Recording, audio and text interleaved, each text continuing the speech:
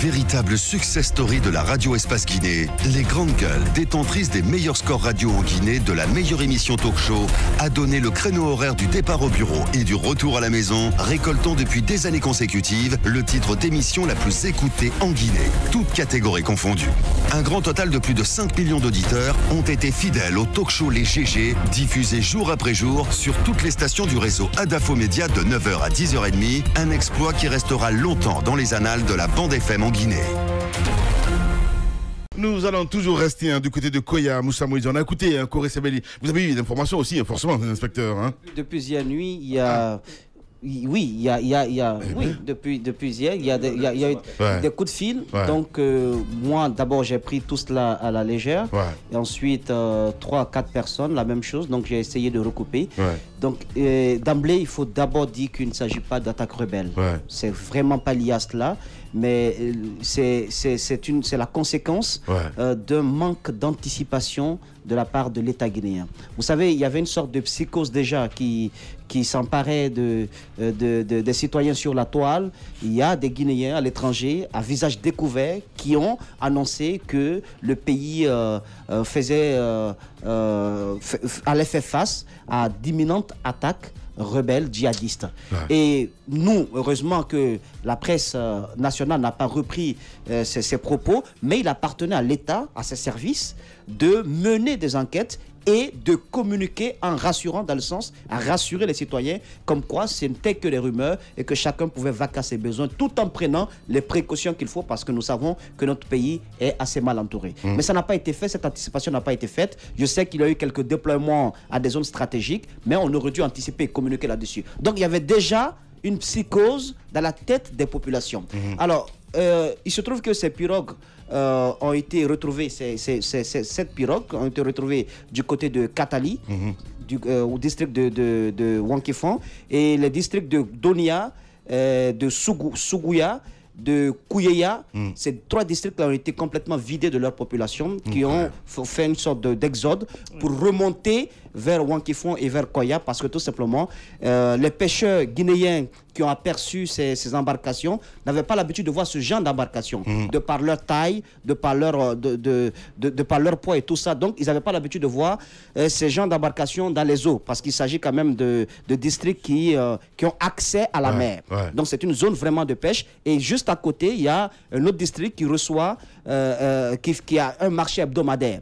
Et donc, lorsqu'ils ont vu ces embarcations, je pense que les pêcheurs guinéens, selon mes informations, ont tenté de les pourchasser, de savoir qui était à bord.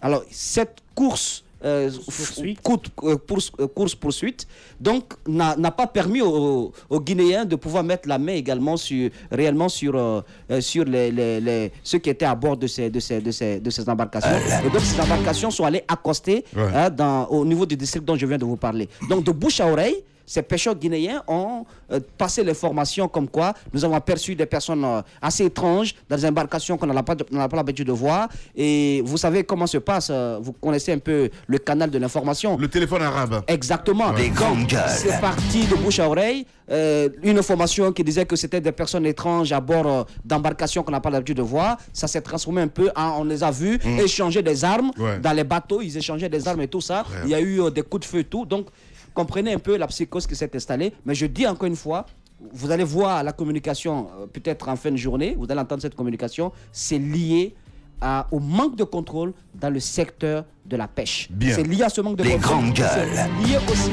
au manque d'anticipation de la part de l'État qui aurait dû communiquer dès lors que des citoyens guinéens à l'étranger ont annoncé que notre pays courait des risques d'attaque. Je pense qu'il faut rassurer les gens et il faut anticiper. C'est très important, mon cher Moussa. Allez-y, on essaie de joindre M. Bafodé Bangour, sous-préfet de Wankifon qui ne décroche pas, Dr Ibrahim Barbosa Souma, préfet de Koya. Allez-y, Tamba. Alors, la première chose, Moussa est revenu là-dessus, c'est tout bénef. Il n'y a pas d'incursion, il n'y a pas d'invasion rebelle en Guinée. Côté Koya, c'est une très très bonne chose à savoir. Mais personnellement, j'aime pas les rumeurs d'attaques rebelles. Parce que souvent, il y a du vrai derrière.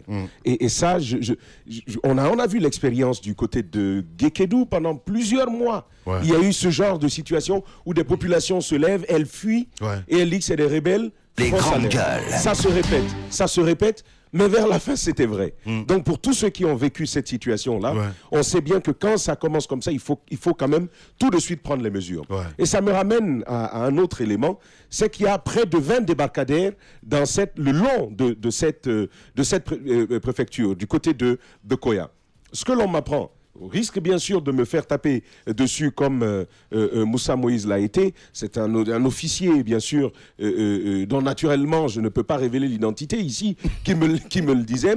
Alors il m'apprenait en fait qu'il n'y avait pas de protection autour. En plus de ce que Moussa Moïse dit, qui est vrai, c'est-à-dire qu'il faut protéger, il faut davantage de sécurité dans le secteur de la pêche. Il faut tout simplement plus de sécurité au niveau de ces débarcadères parce que ce sont des postes aussi frontaliers. Il ne faut pas l'oublier, ça c'est quelque chose d'important. Maintenant, quelle communication on en fait? On sait bien que souvent le gouvernement pêche là-dessus par rapport à de la communication sur les alertes qui ont été données par le passé à l'étranger. Personnellement, moi dans mon église, j'ai vu le chef de quartier venir demander de la parole pendant le culte, et on lui a donné la parole. Il a procédé à de la sensibilisation au sein même de l'Église pour demander à chacun des chrétiens d'avoir le regard beaucoup plus attentif par rapport à qui ils peuvent voir, parce que notre pays serait menacé. Donc je crois que le gouvernement a pris la décision de communiquer là-dessus et de sensibiliser les populations, je le crois en tout cas. Mais sur ce cas-ci, il faut davantage d'anticipation, mais surtout une communication juste. Moi je pense qu'on sera sereine, bien entendu. Après des moments de forte tension au niveau de nos nerfs, Lamine, parce que depuis 5 h du matin, depuis 4 h du matin, on parlait au téléphone. On a commencé à parler au téléphone et c'était une véritable épreuve pour nos nerfs. Et ce qui s'est passé après, tout ce dispositif de contrôle installé à l'entrée de Kaloum, et on a appris au niveau du ministère de l'Habitat, mais tous ces mécanismes n'ont pas contribué à rassurer nos populations, nos compatriotes. Parce qu'on a appris que pour se rendre à Kaloum ce matin, je ne sais pas si le checkpoint a été levé, et il fallait passer par le contrôle. Et c'était des opérations de fouille systématique. Moi, je crois qu'on n'avait pas besoin de tout cela. Dès l'instant que l'État, au plus haut niveau, était informé que c'était pas du tout une attaque rebelle. Je crois que on n'avait pas besoin de cela, et c'est ce qui a contribué à rajouter à de la psychose.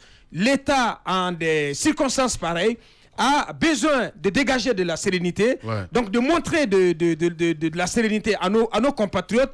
Il ne faut pas céder à la panique. Mais dans le contexte actuel, il faut dire que c'est l'État qui a été le premier à céder à la panique. Je peux bien comprendre que en pareille circonstance, il faut d'abord assurer ses arrières en attendant de savoir. Parce que avant que les choses ne se clarifient, c'était pas du tout la sérénité dans la tête des uns et des autres, jusqu'au plus haut sommet de l'État. Mais je crois que Moussa et Taba l'ont dit, il y a un manque d'anticipation. Il faut dorénavant faire en sorte que le long de nos côtes soit sécurisé, qu'il y ait des dispositions mises en place, des dispositifs mis en place pour qu'il y ait un système d'alerte qui fonctionne de manière assez opérationnelle. Mais rien de tout cela n'est fait. Aujourd'hui, c'est ce qu'on constate, la fuite de nos compatriotes de ces localités vers les centres urbains. Tout ça n'est pas une situation vraiment normale. Il faut que l'État rassure, il faut renforcer. On est au 21e siècle, il y a tellement d'attaques. Vous avez vu ce qui s'est passé hier aux États-Unis avec ces colis suspects qui visaient l'ancien président Barack Obama et Hillary Clinton. Donc, nul n'est à l'abri aujourd'hui. C'est-à-dire que la sécurité doit être la priorité de tous les États aujourd'hui. La sécurité à tout instant et à tout moment. Il faut que l'État vraiment prenne des dispositions dans ce sens. Voilà, Ruby, on n'arrive pas à joindre Aladi Selou Diallo. Voilà, il faut le rappeler, le directeur communication et des relations publiques du ministère de la Défense, qui doit normalement intervenir ce matin dans notre émission. Du côté de Koya, Blackout, allez-y. Il y a certaines choses qu'il faut retenir de ce qui est arrivé depuis 3 h du matin. Vous savez, on est est devenu comme des hirondelles perchées sur un arbre et le chasseur en bas, canon pointé sur nous, on est là-haut. Tu peux tirer, hein, nous on est de toutes les façons au premier coup de fusil, tout le monde bat de l'aile. C'est comme ça. Alors moi, ce que je retiens de ça, c'est que depuis un certain moment, les Guinéens s'amusent sur les réseaux sociaux à appeler à ceci, à appeler à la guerre, aux armes, écoutez, à la force contre la force, etc. Eh bien, hier, pourquoi on a tous paniqué? On est des hommes, non? On veut s'affronter. On veut aller, on veut aller au charbon. Eh bien, pourquoi on panique hier? Pourquoi chacun s'est réveillé à 3h du matin et chacun sortant sa valise sous le lit? Tout le monde était prêt à empaqueter sa valise pour pouvoir fuir du pays. Ah non, il faut qu'on reste. C'est ce qu'on aime, c'est ce qu'on veut. On a compris hier, depuis hier et aujourd'hui, combien de fois la paix est importante, la paix est essentielle. C'est pas la peine de se taper la poitrine la journée sur les réseaux sociaux et croire que voilà, les Libériens en savent quelque chose. Aujourd'hui, si vous allez au Libéria, vous sortez un coup de pistolet, le pistolet, juste un coup là-haut, vous sentirez que tout le monde va prendre sa jambe à son cou parce que eux ils connaissent. Abakar parlait tout à l'heure du cas des États-Unis avec ses connus suspects parce que les Américains connaissent combien de fois c'est douloureux un attentat. Nous, on n'a pas connu ça. On a la chance, Dieu nous aime encore qu'on n'ait pas connu ces cas-là et on appelle à ça.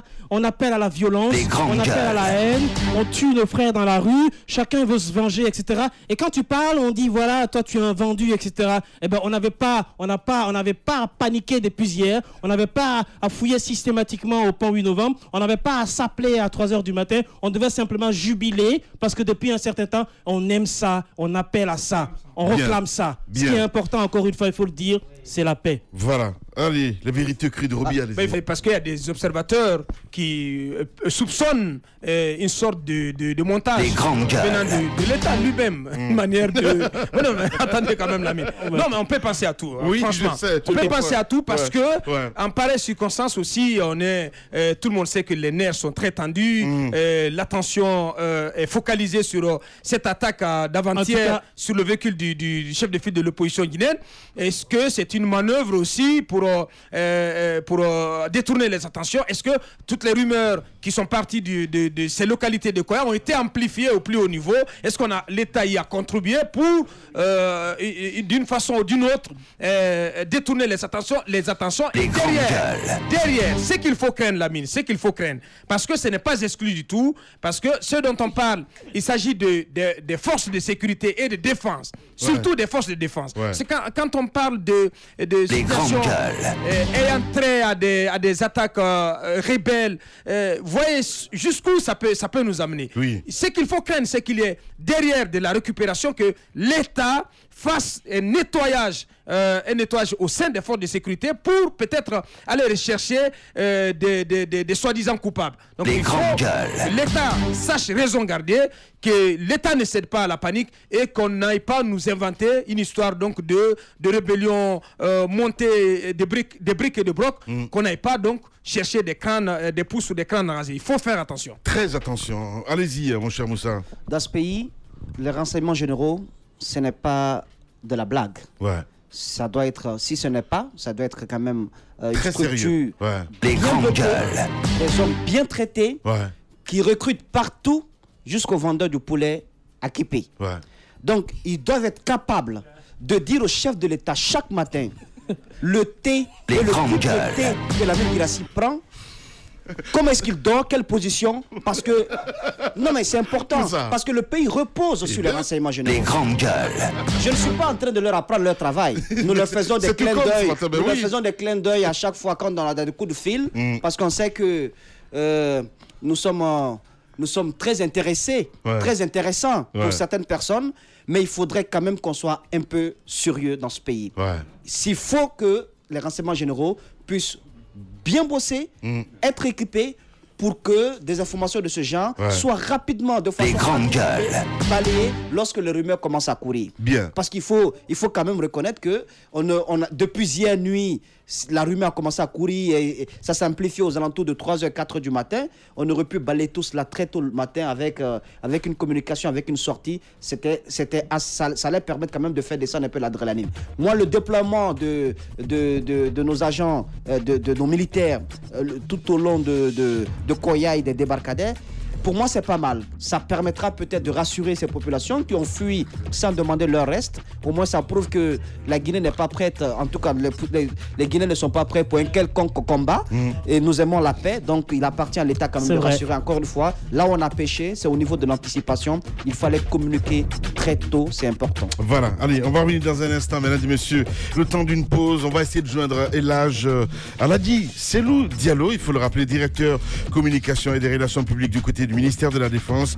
Va tenter le coup aussi du côté de Koya à travers le sous-préfet, le préfet Barbosa et Bafodé Bangoura, sous-préfet de Wankifon, que nous allons joindre dans la deuxième partie. Également, on parlera politique avec Amadou Damaro Camara. Il faut le rappeler, chef de la majorité présidentielle à l'Assemblée nationale. Le temps d'une pause et toute l'équipe revient. Merci de nous rejoindre sur Radio Espace.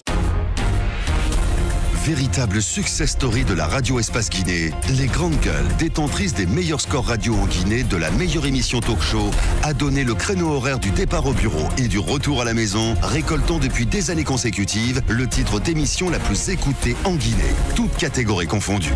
Un grand total de plus de 5 millions d'auditeurs ont été fidèles au talk show Les GG, diffusé jour après jour sur toutes les stations du réseau Adafo Média de 9h à 10h30, un exploit qui restera longtemps dans les annales de la bande FM en Guinée.